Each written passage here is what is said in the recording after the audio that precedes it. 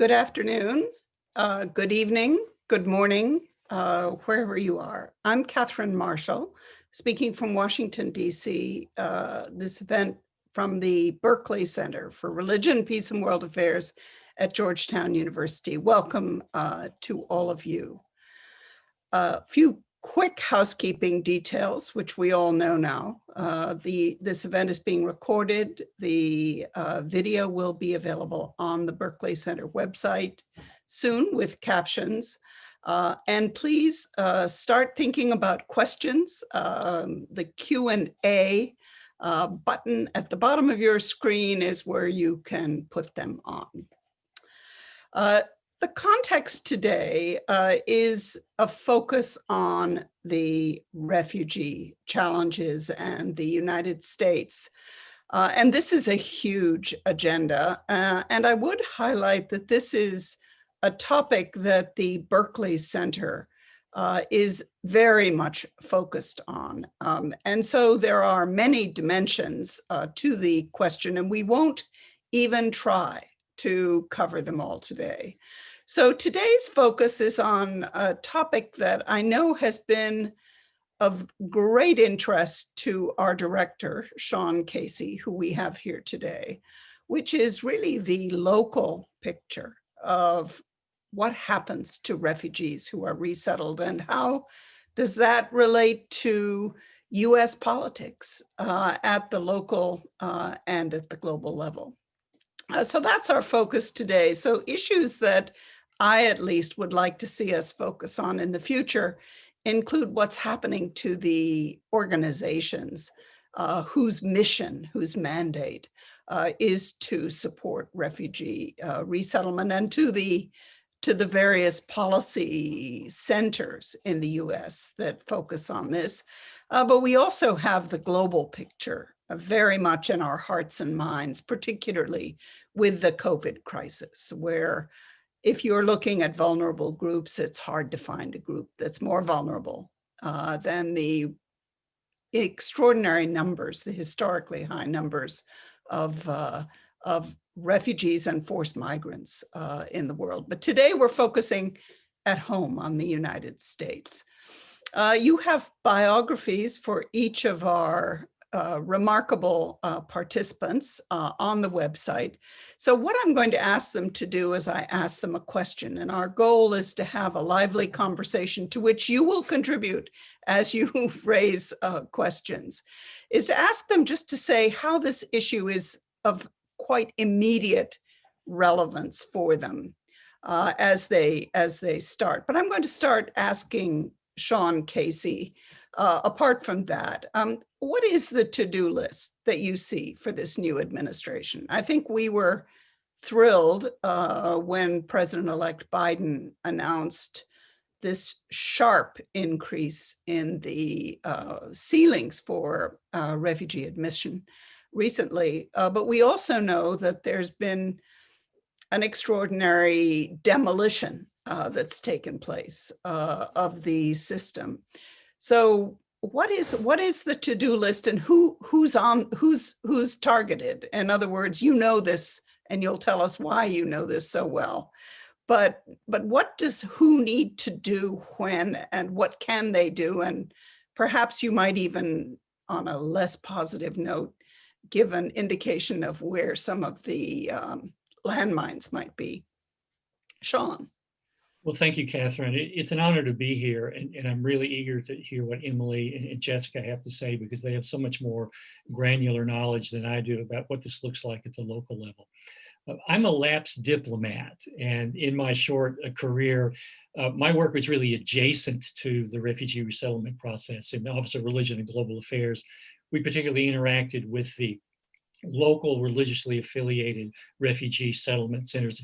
And what I saw there, the real innovation back in the Obama era was at the local level. I mean, the policy people were great, but it was a very fragile global system. And as I visited 6 or 7 refugee centers across America back in 2015, 2016, I just saw astonishing, stunning whole of city, whole of town, whole of county approaches. And that's where the real energy and brain power was. But even that's has eroded tremendously. it's going, I guess when the announcement first came out, when the vice president revealed this figure of 125,000, my ecstatic heart said, this is extraordinary. This is what we need. We need to set the bar high. And then the bureaucratic part of my brain, wherever that was, immediately said, oh my God, it's going to take us years to get 125,000 refugees resettled a year.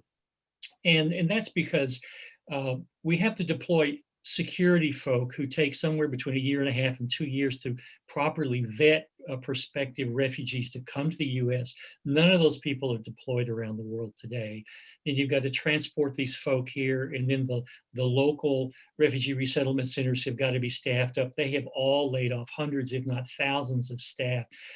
And the particular part of the State Department, the Bureau of Population, Refugees, and Migration, is nested in this larger undersecretariat, which in the current administration, it's really become the land of broken toys.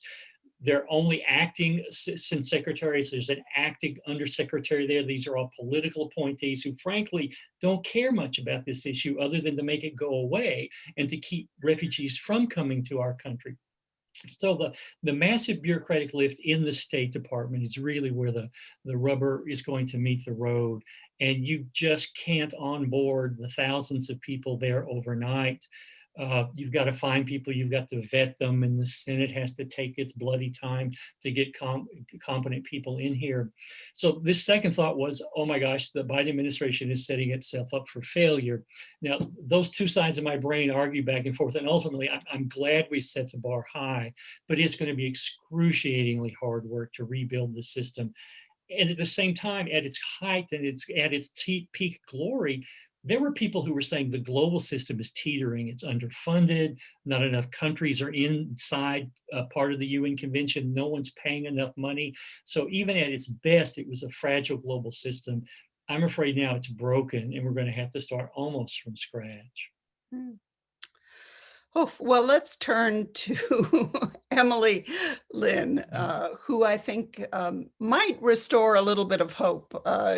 You have I was speaking to her some months ago and was really inspired by the story of what she has done, what she did before she came to Georgetown, which she can tell you about, in building a system, which is what we're really looking at. What is the ground up system, and how does it work? What does it take to make it work? What will it take to make it work better? Emily. Thank you. Yeah, well, Sean, you're right that we face a monumental task ahead of us.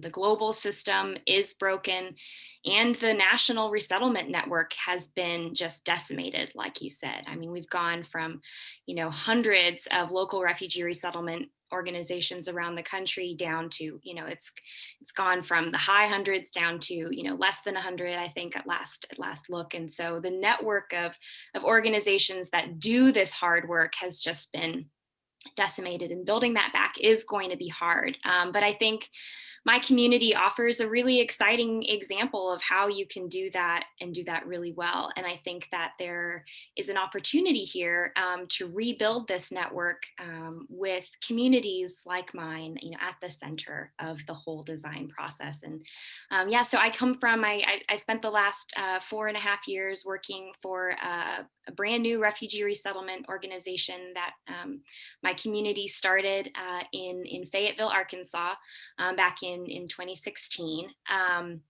Basically, the very short version of the story is that in 2016, there were a lot of us in Fayetteville who wanted to do something to help refugees in our community, but there wasn't a refugee resettlement agency even operating in the whole state. So we had states like Texas, where Jessica works, just to the south of us, that were resettling thousands of refugees every year, and Arkansas was resettling, less than 30. And we just looked around and we said, well, why is that?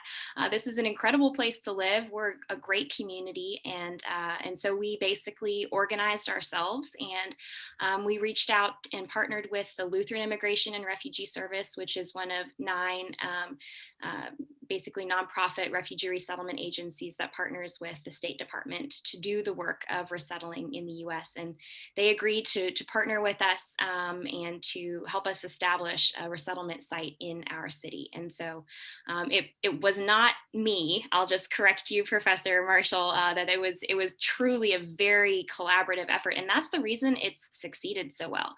And that model is hard. It's resource intensive, it's time intensive, it's laborious. But if we can find a way to really replicate that, there are communities all across America, just like Fayetteville, that would be ready to go as soon as the Biden administration gives the green light. And I think that's the way that we rebuild this network, is with all of these new communities emerging and stepping up to the plate. Well, that's the exciting story that Emily tells. She has a great blog on that's on the Berkeley Center. So if you want to know more, she can tell you more. Now, our next panelist is Jessica Goudeau. Let's see if you can see. She's written this wonderful book, and she and Sean had a lively conversation in September 22nd. That seems like an eon ago, a different era with different kinds of questions. But her book does many different things, but among them, it tells the personal story of 2 families in a wonderful way, but it also traces the very complex history of US refugee policy and the ups and downs and ins and outs. But for now, Jessica, maybe you can say what you are doing now. By the way, Emily didn't say she's a graduate student now at Georgetown, so she's close to hand, even if we're all online. But Jessica, you're Texas, focused on Texas. So maybe you could start with what you are doing now and a little story of Texas, or one of the many stories of Texas. Yeah, so I am working full-time as a writer now. I have a PhD in American literature. So exploring all the ways in which the United States has messed up and is complicated is one of my professional passions. And I've looked at that from a variety of angles, as well as issues of representation. And that's something that we'll talk a little bit about today. But really, as we were talking about earlier, I think the thing that is most compelling and interesting to me is how the rhetoric around refugees shifts and what that looks like. I do want to take a second and apologize. Our neighbors' lawnmower people came at 1 o'clock my time, so you'll hear them in the background, and they are also doing construction outside, so it's going to be a little noisy around here. But so if you hear that, I'm sorry. In Texas, as we were talking about, well, first of all, Emily, I just want to commend your extraordinary work in Arkansas. And I knew about your work before this event because I have heard from so many different people about what you did. It's really an extraordinary story. So it looks like Ruth shared the blog post. If you haven't had a chance to hear about it, you really need to check it out. And so I was really excited that you were going to be here today because I think that that's such a great example of what happens, of like the best sides of resettlement is when a community really rallies around it. And so, I've always described myself as a friend to refugees, and I often use the phrase former refugees because most of the people I know are no longer refugees. Many of them are US citizens. They were just refugees for a finite amount of time. And I think it's through that relationship that I got to know the people in this beautiful ecosystem that is built up around people who were resettled in the United States. And so Texas has always been historically, until about 2015, one of the leaders in the country. And it was George W. Bush and his legacy and people, it was something that was very dear to the heart of compassionate conservatives when I was growing up here in Texas. So one of the things I always really want to make sure that we're talking about, this is not a Democrat versus Republican thing, and it never has been. This has until the last 5 years. And so this is something that has always been key to several different presidents in several different parts of the country. And I have hope, like Emily does. I think that when people encounter former refugees again, hearts and minds around the country will be changed. And I think the real strength of refugee resettlement is it is this incredibly beautiful and complex and intricate global system, but it's also hyper local. You know the former refugees that you know in your city, and it really is different. What's happening in Austin is different from what's happening in Fayetteville and what's happening in DC. And so I think that making sure that we keep an eye on the hyper local aspects of it really can be important to our conversation. I want to kick to both Jessica and Sean, a topic that you, I think, had some very interesting comments about in September, which is how the issues we're grappling with on race link to the questions on refugees. And basically, what do we do about it? So, Jessica, maybe you can start a little bit with your thoughts on where we are on that, and then Sean, maybe you can also then come in a bit on some of the religious, ethnic, racial issues and how they get all tangled up. We're just going to start with a softball question. Thank you. That's good. Just really easy one. You know, this summer has been a time, I think, of real awakening for a lot of people around the country in terms of anti-racist work. I think that this work has been ongoing, obviously, for centuries, but I think that it has come to a head in some unique ways in this time period.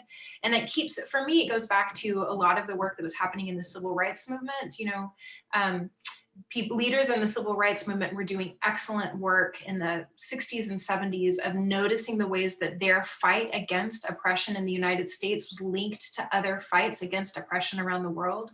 And sometimes in our media landscape, we tend to divide things into issues, like we tag them on blog posts like this is about race and this is about refugees, and we don't realize that this is a long history of work that has been happening among civil rights leaders. You know, Angela Davis is a great example, who have just really been pushing for this for a very long time. And so what I'm hopeful for is that the anti-racist work that has become really important to a lot of people in a more recent way can be historicized and contextualized in a way to understand what's happening in the United States in this fight against oppression is so similar to what happened in Daraa, Syria, when, you know, the woman whose story I tell, when the protests began, they were just frustrated at the way that they were being treated. And I think there's so many moments of connection. It's not to say that it's exactly the same, because our government did not come in with missiles and bombs in response to these protests, but it is to notice that the uprising is very similar, and that moment of injustice is very similar. And it should be, I think, a point of connection for those of us who care about these issues. Mm-hmm. Sean, this is a subject that I know you're keenly interested in, and I've been looking forward to throwing the question back to you since you were interrogating Jessica last time. So maybe you can give us some ideas and some pointers on how to think about this and to do something about it as we go forward. Yeah, it's very different being in the hot seat as a panelist as opposed to being the moderator turning up the heat. So I apologize to Jessica now. I repent of my former stance. No, I take her point that there is so much all of us can learn about our own history. And in a second, I'll talk about why this is personal for me. Walter Johnson has a remarkable new book about the history of race in St. Louis. And St. Louis was one of the first big cities I ever traveled to, having grown up, being born in rural Missouri and grown up in rural Kentucky. And the point he makes, which was just absolutely so obvious to me, but it still exploded my brain, was that St. Louis is where the Indian Western genocide was based in. That's where the US military was as it invaded the West and basically led to the current centuries-old malign treatment of Native Americans. But that was also ground zero for race in America as well. He shows how in the 17th, 18th, and 19th century, these issues were intertwined. And I always thought those as completely separate issues. And so all of the pursuit of civil rights in the United States is intertwined. It's not like one era brings an end to oppression and then a new era of oppression starts. But you look at the histories, particularly in terms of race and the Native American population here, and you see that there's an ongoing intertwined history there that once you read it, it's so obvious. You say, how did I miss that? These institutions serve both oppressive histories. But for me, this is a personal issue. I have members in my near family who are not born in the United States, who do have legal status, but they come from communities that live in this country who don't have legal status. With a name like Sean Casey, you know your family didn't come over in the Mayflower. But as it turns out, my branch of the Casey family, we can't figure out how they got here. So they probably came over in the bottom of somebody's boat. They weren't in first class. And I live in a neighborhood now that is incredibly diverse, and it's become that way over the last 20 years. I go to a church where my daughter works, providing COVID relief to families that are extraordinarily hard hit. And you see the face of Americans of all sorts here. So I can't escape it as much as I might want to escape it in my own family, my family's history, in the church community, in the neighborhood I live in. And I think that's really where this fight, to use a bad metaphor, but where this conversation is really going to go on. It's going to be because my neighbors have been refugees and they've come here and they've become citizens, or they're on a path to citizenship. It's because I interact with the PTA where my kids went to public schools, and I see an ocean of faces that is just so striking in its diversity and depth. And then I traveled around the country and I saw people actually in this business. And I really think proximity is the key word here. That as people become proximate to one another's needs, their accomplishments, their suffering, their achievements, that's where my bias gets shaved off, if you will. The rough edges come off of my history and my biases are eroded and they're replaced with community. And that's my anxiety about the COVID era. That kind of proximity is now literally at some distance, and we're going to, with luck, come out of this. And that's going to be the real question. How do I interact as a good neighbor to the people around me? And what does this new proximity that I crave, and that I think we all crave, we're sick of Zoom in a very deep existential sense. What is the new form of community going to be that emerges in this new political era? And so many churches I know of are having explicit anti-racism conversations now. And you find that the connections bridge out beyond just black-white gulfs. You begin to see that the diversity of our country has to become more of a lived experience. And this notion of proximity and accompaniment, I think, are going to be very, very powerful ideas going forward. Great. Emily, in Arkansas, how did the race and religion issues come together or not come together? I'm asking partly because clearly one of the issues facing on January 20th is the Muslim ban. But I'm curious as to how those issues played out in discussions. And are you as optimistic as Sean that when people get to know each other, those kinds of barriers will melt or shift? Yeah. Well, I'll say, I think, Sean spoke to something that I think is really important, which is the role of faith communities in this discussion. And I think, we saw that in Arkansas. I saw that in Arkansas, where, faith leaders and faith communities played a huge part in establishing this refugee resettlement agency and in shaping the narrative and in leading the discussion. And I think that was key. And I think that'll be key as far as, beyond just the refugee question, when we think about, immigration policy as a whole, or just the question of race and racism. I think that churches and faith communities more broadly have a unique role to play in that. In Arkansas, I saw that play out because,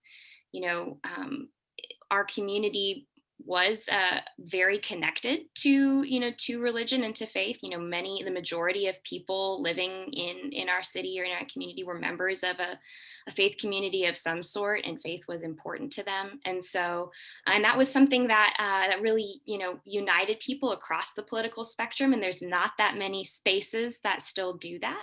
And so when we saw faith leaders who exhibited the courage and were able to speak on this issue, we saw that it made a difference, and it changed the whole narrative. But that was risky. And I also had very frank conversations with faith leaders who said, I am not going to talk about this. I am not going to bring this into my congregation. And it didn't matter, at the end of the day, how explicit scripture was about this. There were political dimensions even within the churches that made it hard. But when faith leaders had the courage to overcome that and to speak up and to begin to play a role in shaping the narrative, it changed everything. it changed the hearts and the minds of people who I could not speak to. When their pastor spoke about it, it made a difference. Jessica, do you, how did the religious elements play, or how are they playing from Yeah. your perspective? I think it's such a great question. And I want to acknowledge that I think the complication of having it's a dual-edged sword, and having a panel of predominantly white people, who many of us are coming from Christian backgrounds, talking about this. At the same time, I think it's actually really important that people who look like me and who are Christians are the ones that are leading the charge, because so in my experience with refugee resettlement, it is one of the few places where people from every background, and especially of every faith tradition, come together. It is one of my absolute favorite things. Every event we organize, everything that we do, it is one of the most beautiful, diverse groups. Every room I've ever been in is just so beautifully diverse. Part of that is because taking care of people who are marginalized is a core tenet of every faith tradition. And so you have people that come from just all walks of life. At the same time, in a country that is predominantly dominated by Christian thinking, Christian philosophy, people who profess to be Christians, it is really on those of us who are Christians who need to lead the charge. I have never walked into a room full of people who are Jewish and had to explain to them the costs of, had to explain what it means to be a refugee. This is something that I think is unique to the Christian tradition. And it's really a problem. I think having to explain to people, and I feel like I've spent the last 5 years screaming as into the void to people, you have to understand what it means to be a refugee. You cannot just abandon this. And I think this really comes back to as much about faith tradition as it is kind of this American conversation. How we perceive ourselves and how we perceive others is what changes our policy. And so I think the stories that we tell ourselves, part of what we're doing right now is changing our national narrative. And I think this is particularly important for Christians who have a very strong storytelling tradition, as so many faiths do, and understanding the story of ourselves and the damage that we have done in the name of Christianity, and making sure that we are undergirding that with knowledge, this anti-racist work that Sean was saying that is happening in a lot of churches. It really matters that we have these conversations in faith-based spaces in order for I think the national perception of refugees to really shift around the country, particularly in places that are currently more xenophobic or more anti-refugee than they have been historically. We're getting some very interesting and challenging questions, which is exactly what we wanted. But there's one that picks up right here, and I'm not sure which one of you would prefer to pick it up. But it's basically from Marjorie Logman saying, the white evangelicals influenced Trump quite a bit on the refugee policies he instituted. How do we combat their influence in government? So Sean or Jessica or Emily, any one of you want to pick this one up? I'll take a first stab at that. This is far more complicated than it first looks. One of those 9 refugee resettlement agencies is World Relief, which is affiliated with the National Association of Evangelicals. Boy, they've been fighting a really heroic fight across the country. Secondly, I would say, so when we use the word even white evangelical, even though it does skew a certain political direction, that doesn't include everyone. And there are evangelical organizations deeply immersed in this issue from top to bottom. So that should be noted at first. Now, this is where I grew up in a conservative evangelical tribe, so I have to really work hard to moderate what comes out of my mouth. I think the first thing evangelicals have got to do is learn to listen and just shut up. And that probably applies to people like me who grew up in these traditions and have gone on to teach theology and politics. There's nothing more powerful than listening to the stories of former refugees. And I got to tell you, the first time I walked into a room, it's primarily Muslim refugees in Jersey City, New Jersey, I was in tears, literally, at the end of this hour. And my staffers were worried about me at the end of this, because all I did was ask a couple of questions. And the stories I heard were just so compelling. And at the end of this, an Iraqi couple with a beautiful 2-year-old daughter who had just a really, really difficult time getting here, they reached out to me and said, Dr. Casey, don't worry for us. We're going to be in a better place a year from now. And so I was doubly ashamed, that, but I think the evangelicals have got to listen, and they've got to be more heroic voices in those communities. And there are at the local level, particularly among lay people. In many cases, it is clergy who say, I might have feelings towards that, but boy, if I get up in the pulpit and say, hey, we're going to do a food drive for the Refugee Resettlement Center, I'm going to lose my job. And I've been in those pulpits where I was one bad sermon away from getting fired. So I know in Mississippi in the 1980s, so that pressure is real. It's not going to happen overnight, but I do worry that those of us who are not white evangelical, who don't live in small towns across America, we've lost our capacity to engage in hard but compassionate and open conversations and let people tell their own stories.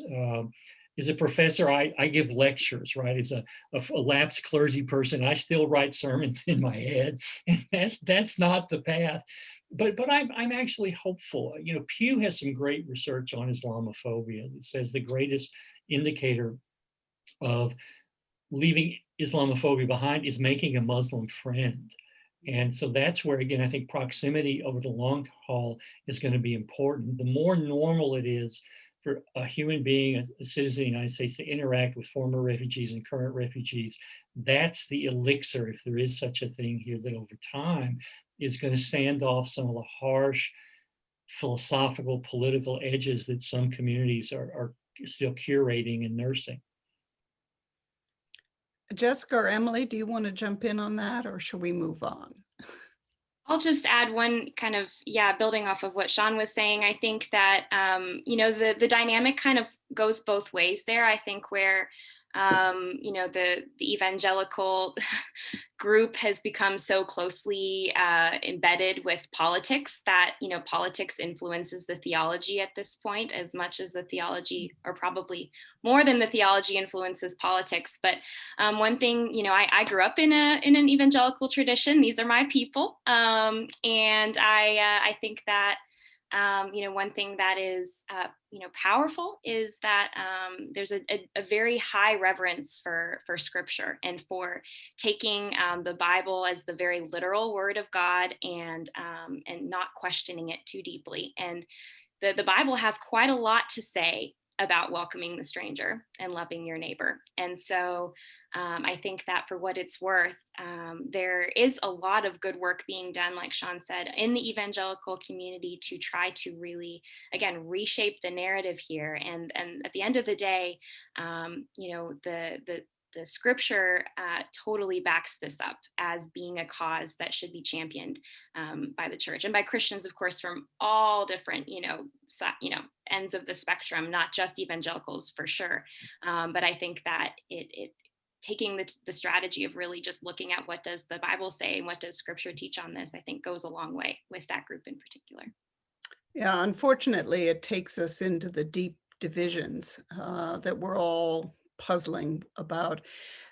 Jessica, you can come back on this, but I wanted to shift the conversation to something we were talking about earlier. And Ori Bisaltas is essentially raising it, and it is about these issues of rhetoric and it's language, story, and what goes with it. So maybe you could start us off on that. How has the word refugee taken on such different significance? Of course, it's a complicated issue to define anyway, and we have forced migrants as another category, and climate migrants, which people are only just beginning to think about. But you've thought more than anyone else I know about these issues of story and rhetoric and how they go together.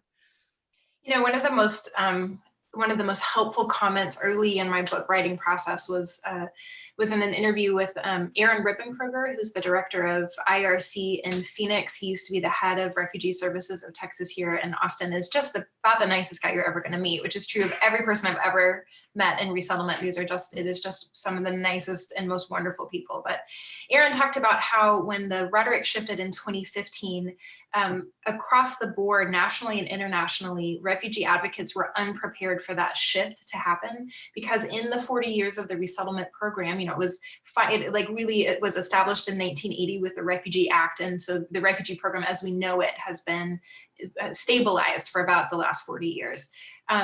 There wasn't a whole lot of education. There was just, widespread support. Baptists were supporting it. Buddhist temples were supporting it. Synagogues were supporting it. People of no faith were supporting it. And so there was no need for this kind of widespread education. So you'll see in issues like DACA and some of these other areas, people have had to do a lot of the work of explaining, this is who we're talking about. These are the terms that we're using. This is what this means for people.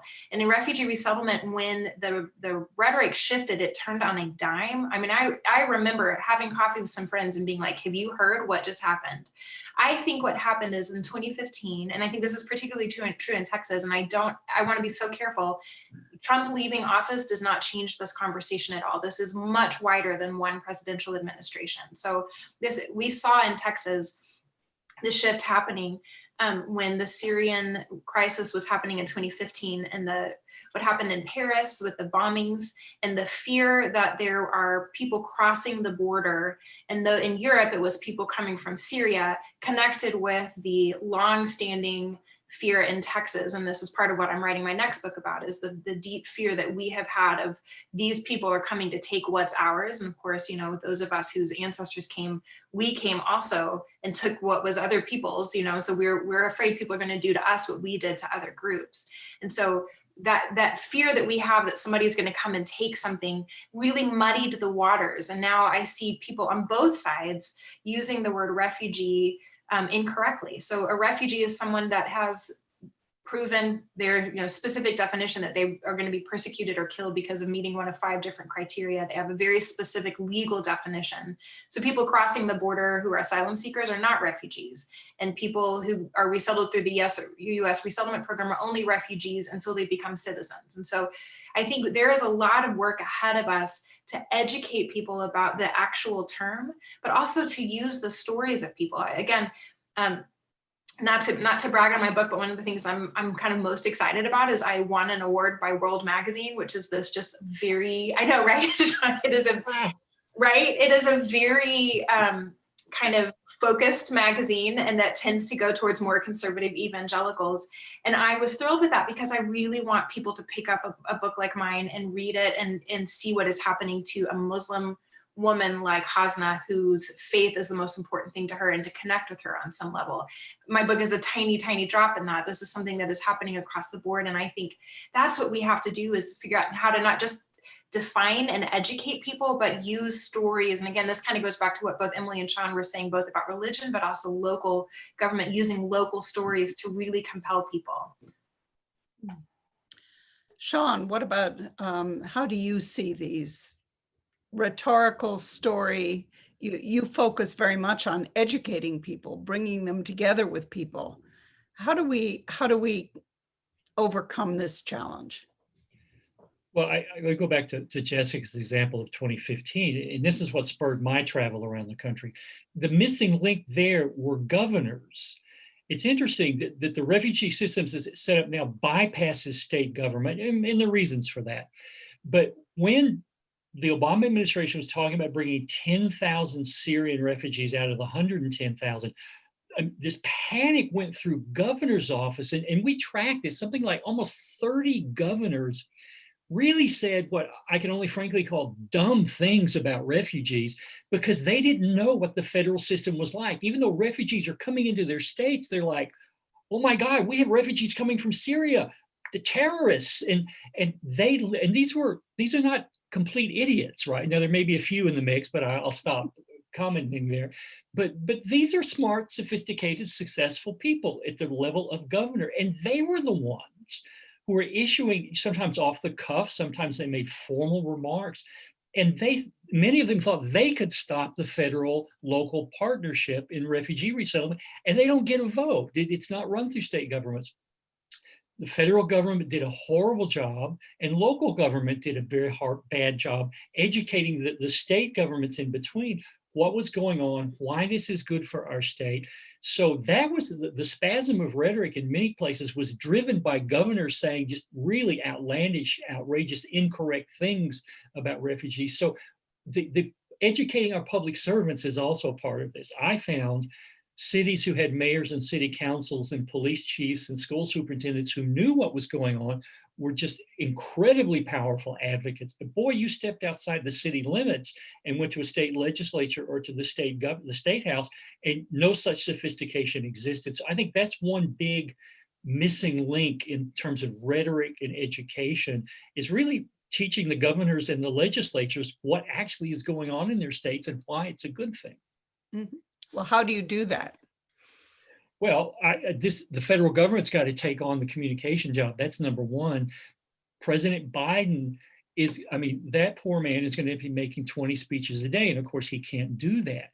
But if he wants to address the soul of the nation and repair it and bring us back together as a country, he's carrying as large a rhetorical load as FDR did over the 12, 15 years of his 12, 13 years of his presidency.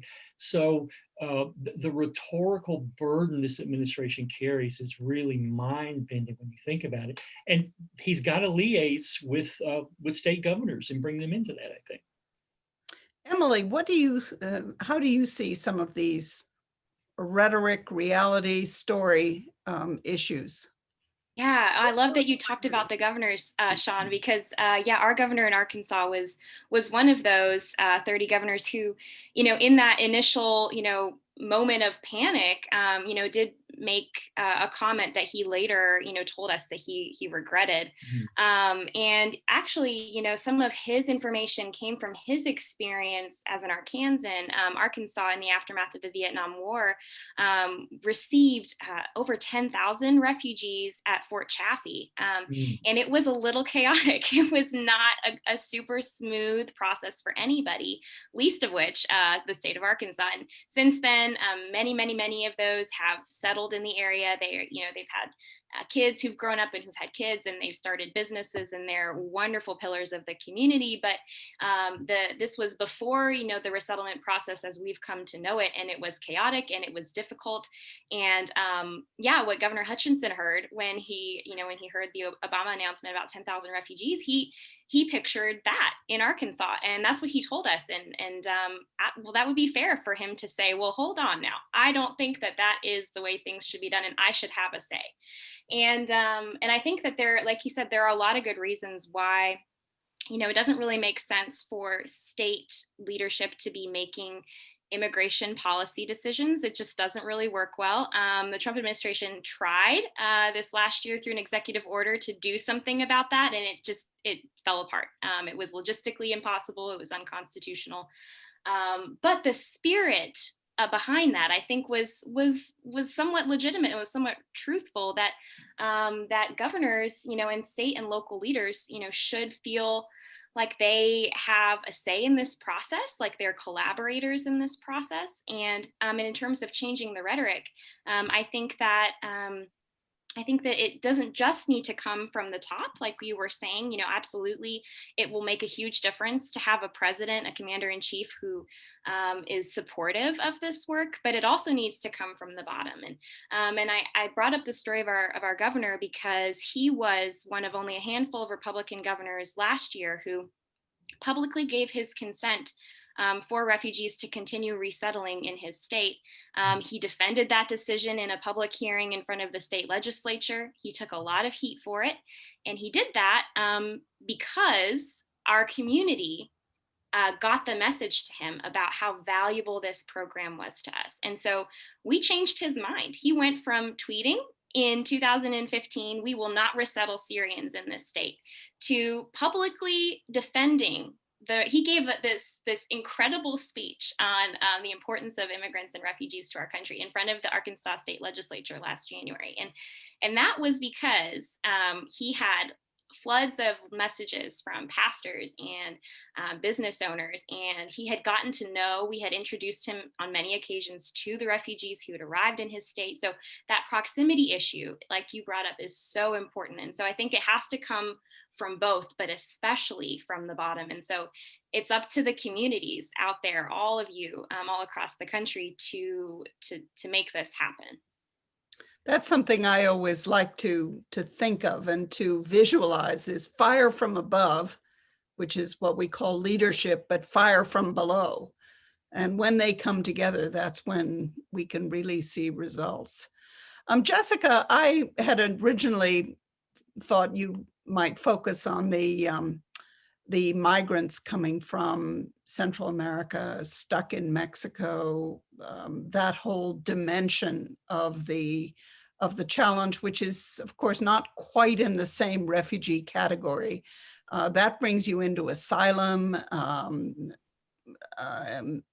undocumented, DACA, et cetera. But how do you see the sentiment as well as the practical issues, including getting children reunited with their parents and families? How does that relate to the refugee issue that you focused on from your perspective?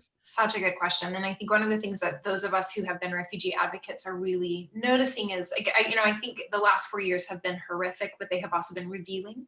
There have been already some major problems in terms both of the resettlement process, but also in terms of the rhetoric. And so I think one of the things that has happened in the past is that refugees have been siloed into this deserving and worthwhile space. These are the people that have truly made it through the vetting process. They are the most deserving. Everyone else is undeserving. These are separate issues. They are unrelated. And so while I think what we're asking of the American public to be more educated is this is going to be a complicated lift for all of us. And at the same time, it's really necessary because it is important that we understand, every refugee, in order to qualify to be a refugee, you have to cross the border to receive, you have to become an asylum seeker in the first place. So really, all refugees at some level are themselves illegal immigrants, right? They have their documents, but they come to a place in which they are undocumented. So these boundaries that we put around these issues really are muddied. And I think part of what has been so surprising is because refugee resettlement is its own process that is separate and unique from what's happening with asylum seekers. And really, there are very few refugees that come. When we think about this rhetorically, we often don't think about Central and South America. In fact, part of what was so fascinating to me in my research, my doctorate is in Brazilian and South American poetry. I speak Portuguese and Spanish. So I went into this very ready to look at these issues. And yet these really are very separate when we think about it in terms of resettlement. We think about this in terms of policy. And I think it's really important for us to understand, those of us who are educated in this, in the minds of the American public, this is part and parcel of the same thing. So even while we're advocating for education on one end, we also need to recognize these are, as the conversation about immigration goes, so policy about resettlement is affected. And so recognizing that the migration issues and that the feeling about migration and that the sense of threat or the fear, these are linked in the sense that they affect how people view Syrians. And so I think, again, what is happening with groups of people crossing the border by foot into the United States has very little to do with people fleeing a war in the Congo or people fleeing a war in Myanmar, people fleeing Syria. And yet that sentiment about this is what, in the fear, especially here in Texas right now, and kind of the large misunderstanding is what is really affecting refugee resettlement. Sean, on your to-do list, where do you put some of the issues here? Well, I entered the State Department having taught ethics for a decade and a half. And I thought climate change and refugees were really the two greatest social justice issues facing the planet. I might modify that now, but not a lot. I think the issues are still here. I think at the end of the day, the number of people on the move, now that's an inclusive term. That includes people migrating for economic reasons, for climate change. You know better than I do, Catherine, that number in the hands of some people is just mind-bending. And I don't know anyone who's saying, oh, wait a few decades, that number is going to decline.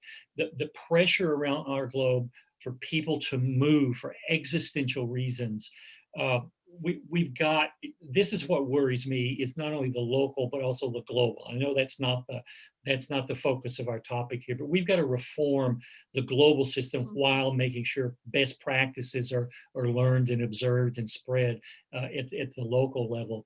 And this is as complicated, maybe more complicated than climate change. I put them in that sort of insoluble box in my head. So, and if we don't get better at both of those issues, then the generation of our children and grandchildren is really going to be complicated and difficult. Mhm. But so what does Biden do? Well, he's got to become a master storyteller. He's got to build the bureaucracy. And, oh my goodness, if I were to write that to-do list for the president, I would stop after 10 pages and just give it a rest. But he may be the right guy for the right time. I mean, this may be a moment when we need an FDR, when we need somebody to confront these issues and name them, but who's got the basic decency, the compassion, and the faith and moral compass to point us in a different direction. And I do not envy him. I do not envy his administration. But good Lord, I'm glad we have this now. We don't have 4 more years of the chaos and malign and evil intent that we've had the past 4 years. But it is sobering. It is, and this is, as an educator, what sustains me are my students. I hear, and I've got so many professorial friends who are saying, our freshman class is shaking up our faculty and administration because they want answers. They want to change the world. They don't care about what old white guys are bloviating in the classroom. They want to hear what am I going to do to help them be better prepared to change the world? So I don't know how it is across the country, but certainly at Georgetown, I don't encounter sleepy, passive students. Our students want to change the world, and they want Georgetown to help them. And and again, that sounds corny and that's hackneyed coming from the mouths of old folk, but I really do think this generation sees this plainly, and they want to change the world. They want to hold institutions accountable. Well, I think we've opened up the whole Pandora's box, but let me see, Emily, do you have any, bringing it back a little more locally to Arkansas, how did these issues relate to each other there? Did you find that it was hard or to keep them apart, or did they have a synergy? You mean the issues of, immigration and refugee resettlement? Right. Yeah, no, I think it's really interesting. Like Jessica was saying, there's, they've kind of been separated out to some degree where we talk about refugees very differently in some ways than we talk about immigrants and maybe economic migrants or folks who are undocumented. And I would say in spaces like this, we tend to talk about them very differently. And then at the same time, people use those words completely interchangeably outside of maybe more academic contexts. And so it's very complicated. And my mission when I was in my previous role, it was very delicate.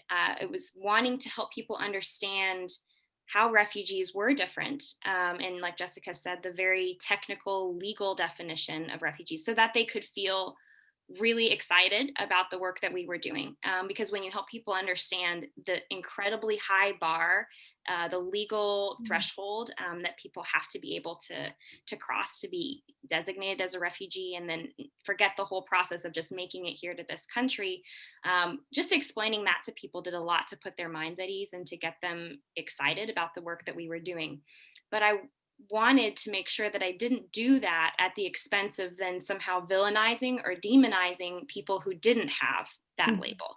Because like Jessica said, people crossing the border seeking asylum here in this country they're going through the exact same process that refugees went through as well. And that's, you have to flee your country, you have to go to another country to even begin the process of seeking protection. So So it's a difficult line. It's a difficult rhetorical balance between wanting to really make the case for refugees, who I do believe deserve all of our compassion and all of our advocacy, without villainizing people who, who cross borders for all kinds of other very good reasons, including to seek asylum. So yeah, it was a difficult topic to try to parse out on the ground in Arkansas. And I don't think I have the answer for how you tackle that necessarily, because I think you have to do, if we're going to be a country that prides itself on, being standing up for human rights and believing in the dignity of human life, we have to do both, right? We have to have compassionate immigration policy, just as we have to have, really robust refugee resettlement. And so you have to find a way to make the case for both. We have a lot of very interesting questions, which are hard even to digest. But let me just take one that's quite specific and that brings us back to this local level. And we will try, I think, to come back to some of these questions in our series, but also even directly. So this is from Catherine Clifton. What are your thoughts on community private sponsorship as another method of welcoming newcomers less affected by political whims? In other words, we talk about building back fairer, building back better, sort of, do we want to go back to the program as it was, or are there possible new ways? So who'd like to start? I want to hear from each of you, and this will probably bring us close to the end. So any things that you want to contest your colleagues or reinforce, who wants to start? Okay, Sean. Yeah, sure. I think we have to be open to innovation. So I wouldn't necessarily want to write anything off the table. But I have to say, my gut reaction to like private refugee resettlement, there's a part of me that says lurking underneath the surface there are a new set of prejudices where maybe I will be happy to bring folk who have Irish surnames and maybe you're Christian and come from places I have been. And so I'm really, one of the principles that's guided the recent refugee resettlement is trying to move some of the most vulnerable and neediest cases to the US. Now, that hasn't been perfectly implemented, but that did guide when the 9 refugee agencies met every month in the State Department and were picking specific families. Those people were driven, the agencies were driven by how can we help, who are we equipped to help the most, who are in the deepest need. My fear, if you move into a private system, that becomes unstable, and there's just this temptation to go after my tribe or people who are adjacent to my tribe. And so maybe that can be solved, but my gut reaction is I don't think that's an improvement. Jessica, what about that idea or other sort of crazy new ideas, marginal new ideas? Where's your thinking? I'm going to both agree and disagree with Sean on this. Catherine, you wanted a little tension, so we'll bring it in here. Good. I think that in many ways, what Sean is saying is exactly right. So I'm actually working on a piece right now that looks at community sponsorship and whether that is a viable option. So what's happening in Canada and what's happening in Germany are 2 great examples of places. Canada's been doing community sponsorship since the 1970s. So Shauna Labman, I think I'm saying her last name correctly, she's a scholar and an activist at the University of Winnipeg who has done great work on and looking at the issues in Canada. It is not the kind of, I think we often look at Canada and think like everything's wonderful in the same way that we often look at Sweden or Paris and decide that they're the better societies.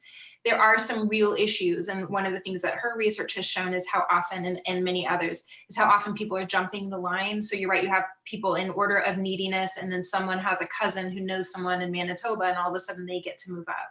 At the same time, I've had some great conversations with Hearts and Homes for Refugees up in the Northwest area. Kathy O'Callaghan and several others are really advocating for community sponsorship as an addition and not in replacement of the Refugee Resettlement Organization, exactly for the reasons that Emily's been talking about. Communities often know best what they're able to handle. And I think there would be an element, especially in our very individualistic religious society, in which churches often want to support the things that they care about, and they don't want the government telling them what they should, where they should spend their money. I think there would be a space for a limited private or community sponsorship program. It'd be interesting. There just would need to be significantly more data before I think we said yes or no to this, but I could see how that would give some freedom to churches who really care deeply about making sure that they're sponsoring groups of people that are connected with them.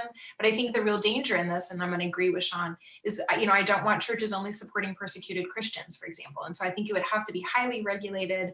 There would have to be pilot programs. It would have to be something that was really thoughtfully included if it were implemented. It's a great question. Emily. Yeah, I think you can maybe look at something that's sort of in between what we have right now and what we had, before. And I think, something that looks a little bit like what Fayetteville did, where you can have a community come together and volunteer and say, we want to do this here in our community, and do the hard work to make it happen, but not necessarily have a say over what kind of refugees you're going to resettle. Because Sean and Casey raised really important points there. Another, possible pitfall would just be, that there are conflicts and people groups that, you don't even know about.